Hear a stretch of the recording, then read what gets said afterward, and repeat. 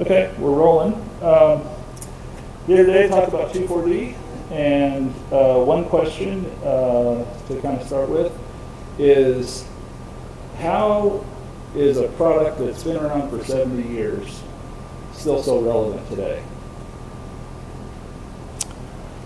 Hello, my name is Phil Westra. I'm a PhD weed scientist at Colorado State University, and I've been doing research here for 30 years with graduate students, with farmers, crop consultants.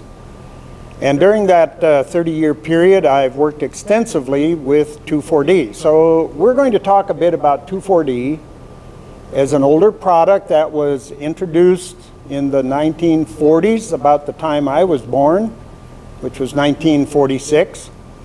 And so if I look at my history as a person who grew up on a dairy farm in Wisconsin where we grew all the crops for feeding cattle, pigs, and chickens, when I was young, we did not have access to herbicides.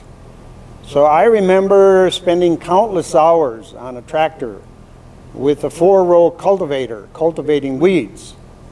I remember vividly pulling yellow rocket, a mustard, out of the oats crop on our farm. And when my dad first tried atrazine as an herbicide in corn, it was a marvelous success, and it gave a high level of weed control and eliminated a lot of drudgery in terms of weed management on farms. And so this story has been repeated millions of times across the face of the earth by peasants, small landowners, farmers, people that have vineyards and different types of pastures and rangeland. And if you look at the broad spectrum of all the herbicides that have been developed and labeled and used since the 1940s, one of the oldest of those products is 2,4-D, now 70 years old, and still ranks at a global level probably in the top 5 major herbicides used in Latin America, in Asia, in China, Europe, United States, Canada. This is in a group of chemicals called the plant growth regulators, which are essentially herbicides that mimic hormones or auxins that are used by plants to promote growth and cell division and development. And so it's a very potent herbicide at very low levels because it is involved in this auxin mimicry type of mode of action. Now, there's been a lot of work done on 2,4-D over the years to develop new formulations, new salts, new packages with other compounds that are sometimes mixed with the 2,4-D. But through it all, 2,4-D has remained a very, very useful product for weed management in a wide range of situations with very favorable environmental profile and a very safe package in terms of growers and farmers and applicators working with this herbicide. It's probably been studied as much as any other product in terms of environmental, human, animal, insect impacts as an herbicide. Good, good. Pull my questions here.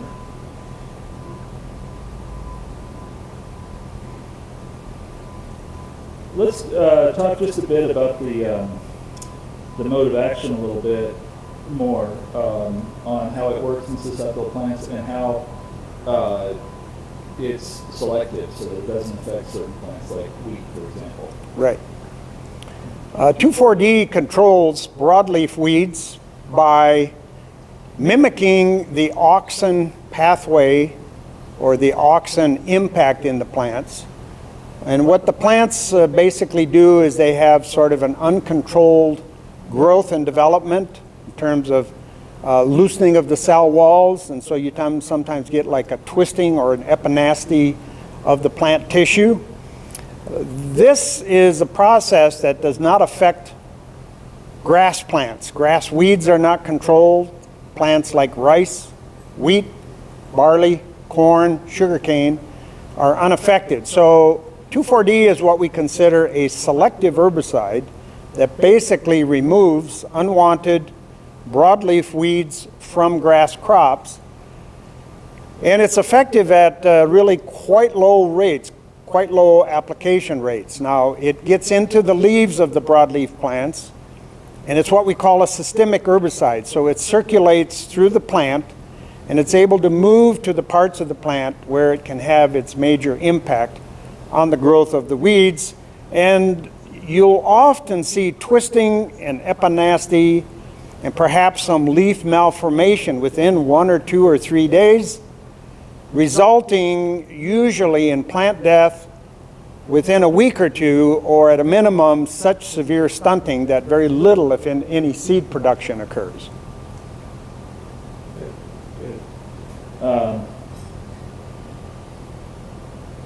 Talk about, I thought your story about the growing up on the farm was great.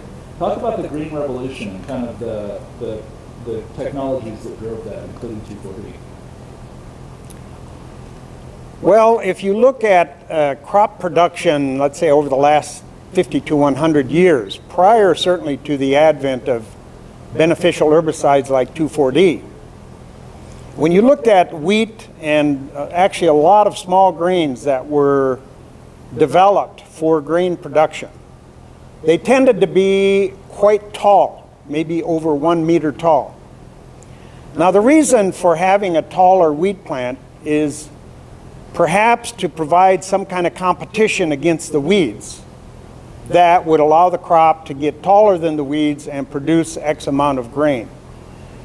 Norman Borlaug and his colleagues in the Green Revolution came up with dwarfing genes that they were able to successfully incorporate into wheat varieties.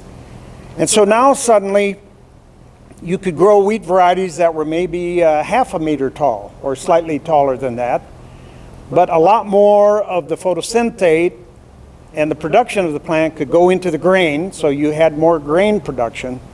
But at the same time, it was extremely useful and timely for 2,4-D to come along and help assist in the management of broadleaf weeds in these newly developed dwarf varieties of wheat in particular. And it's allowed the world to feed billions of people that might have gone hungry without this combined technology of dwarfing genes, Norman Borlaug, the Green Revolution, and the use of products like 2,4-D to manage the weeds that normally compete with the crop. Great.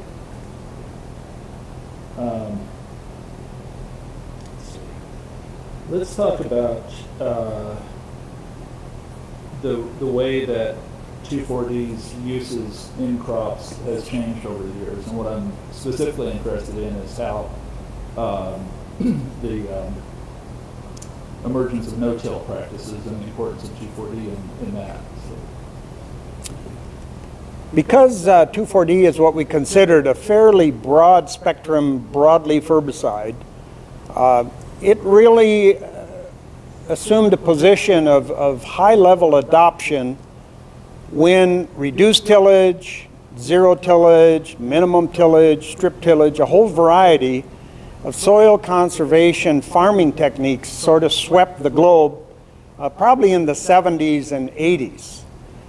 And so when we were able to successfully eliminate tillage with discs or with sweeps or with plows, which typically leave the soil bare and exposed to erosion from the wind or from heavy rainstorms, once we were able to eliminate a lot of this unnecessary tillage, crop production improved because now we were conserving the moisture for crop production. However, conserving that moisture comes at the cost of something important. You cannot let the weeds grow and rob the moisture. So this is where 2,4-D, Roundup, dicamba, a variety of products came into very high usage, certainly in the United States and probably in places like Argentina and Brazil, to facilitate the transfer of cropping systems from tillage to minimum till, reduced till, where herbicides such as 2,4-D essentially replace some of the steel, the discs and the sweeps and the plows that were traditionally used to manage weeds. Okay, good. So how, talk to that a little bit more. How do they use 2,4-D? Then it's before planting? Well, in our system here in Colorado, for example, we harvest wheat, winter wheat, in July. So now you have the rest of July, August, September, even up into October this year, where weeds that are present in the stubble, in the wheat stubble, can start to grow again and produce seeds. So we use a lot of Roundup, 2,4-D, and dicamba, what we call post-harvest. After harvest, up until things freeze very hard and kills everything, so that you don't put a lot of more seeds into the soil. Now when you come into the next spring, where you may want to plant corn or some other kind of a crop, you may want to control the weeds that are up and growing. For example, kochia and lamb's quarter will come up early in the spring, and maybe you won't plant your crop until May or June. This would be summer crops. This is where 2,4-D, Roundup, perhaps dicamba is very helpful. One of the benefits of 2,4-D, for example, compared to dicamba, is that it has a short half-life in the soil, and it's considered not to have a lot of soil residual activity. Maybe on the order of a week or 10 days, maybe 2 weeks. It depends on the use rate, depends on the soil type. Can be impacted by rainfall and factors that promote degradation. But 2,4-D really is not considered a soil active herbicide, but it is very useful for setting up fields where farmers are going to be planting their crops or after they've harvested their crops. Good. What kind of new technologies are you seeing emerge related to 2,4-D in terms of how it's used now, or will be used in? Well, you know, I've lived through the Roundup Ready revolution when Roundup Ready crops were introduced about 1996. It really had a seismic effect on the herbicide industry in that over time you could plant corn, soybeans, cotton, canola, sugar beets, alfalfa, all of which were engineered through genetic engineering to be resistant to high levels of glyphosate or Roundup. And so a lot of the chemicals that were in use at that time, starting in the late 90s, I wouldn't say they fell by the wayside, but their use went down dramatically because in the early days of Roundup Ready crop technology, you could plant your seed, let the crop come up, let the weeds come up with the crop, and when the weeds were maybe 4 to 6 inches tall, spray the entire thing with Roundup, the crop would survive and all the weeds would die. And it was a very simple system. It was a very reliable system. It probably was a little bit more cost effective depending on the crop you were in. But then starting probably in the 2000s, 2005, somewhere in there, we started hearing reports first of glyphosate-resistant mare's tail. Next, glyphosate-resistant Palmer amaranth. Glyphosate-resistant tall water hemp. And here in Colorado and the northern Great Plains, glyphosate-resistant kochia. And the herbicide resistance weed issue has gotten to the point where the major companies are looking to resurrecting the use of some of the older chemical technologies such as 2,4-D and also dicamba to mix with the glyphosate and to apply over crops that now have a double stack. So for example, in the Enlist Duo system, you have plants that are resistant to glyphosate and to 2,4-D. And the 2,4-D is a big help in terms of managing the weeds that are resistant to glyphosate. Conversely, the Roundup Extend system from Monsanto has a double stack with dicamba and glyphosate. So you're seeing a renewed interest in these older molecules for the management of resistant weeds. However, with both of these products, we know that both of them have to be handled in a very responsible stewardship manner, because if they drift and move off target to an adjacent field or vineyard or garden, they can cause injury. Or if conditions are such that volatility can occur, and part of the herbicide goes off as a gas and moves. As I said earlier, plants are very sensitive to low levels of these plant growth regulators, and so there's a lot of emphasis with these new emerging double stack technologies to make sure that growers, crop consultants, applicators understand we have in the farming and food production and fiber production system, we have a responsibility to manage these tools in a way that's beneficial in the long run. Okay, great. Apart from the genetically modified crops, talk a little about the work that you're doing to find new combinations, new ways to use 2,4-D, for example, the work you've done with New Farm. Could you talk to that a little bit? Right. So one of the more exciting projects in the last few years has been some work to evaluate some newer combinations of 2,4-D. For example, a numbered product I worked with the last couple of years that is a combination of dicamba, 2,4-D, and fluroxapyr has proven to be a real important and effective new tool for managing kochia. And so people are looking at not only novel combinations of products with 2,4-D, but also new formulations of 2,4-D and new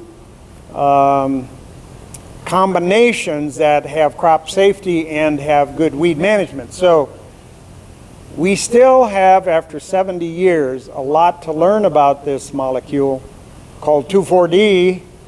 Even though we've worked with it, in my case, over 30 years, we still have new things that we're discovering every day, including at the molecular level, what is the mechanism of 2,4-D resistance, for example, in tall water hemp? And that's what the university is for, to take very, very highly qualified graduate students at the PhD level to study these things that people and farmers wonder about, but now we really know what's going on. Great.